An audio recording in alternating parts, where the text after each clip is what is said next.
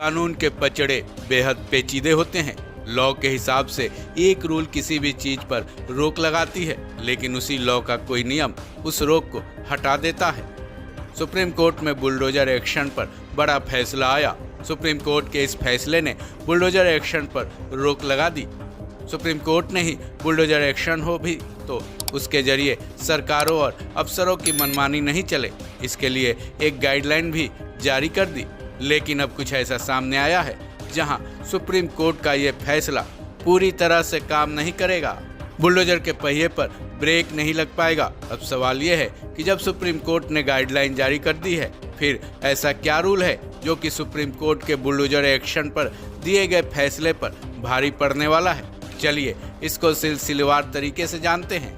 हालांकि ये rule supreme court की तरफ से जारी किए गए गाइडलाइन में ही छुपा है, जिसके मुताबिक सुप्रीम कोर्ट ने एफआईआर दर्ज होते ही आरोपियों के घरों पर बुलडोजर चलाने को गैरकानूनी तो ठहरा दिया है, लेकिन इसी गाइडलाइन में ये साफ कहा गया है कि कुछ ऐसे पहलू हैं जिन पर सुप्रीम कोर्ट के आदेश लागू नहीं होंगे। अपना फैसला सुनाते हुए सुप्रीम कोर्ट की बेंच ने यह भी साफ किया था कि बुलडोजर एक्शन को लेकर दिए गए निर्देश सड़क, फुटपाथ, रेल लाइन या फिर जल निकाय पर अनाधिकृत रूप से किए गए कब्जों पर लागू नहीं होंगे। यानी कि बताए गए इन जगहों पर अगर किसी ने कब्जा कर लिया है और उस पर निर्माण भी कर लिया है तो उस पर बुलडोजर एक्शन किया जा सकता है।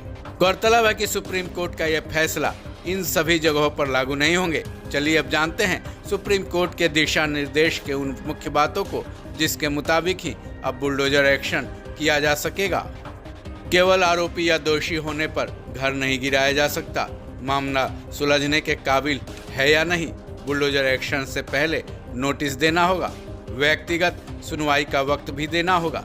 प्रशासन को यह बताना होगा कि बुलडोजर एक्शन जरूरी क्यों है।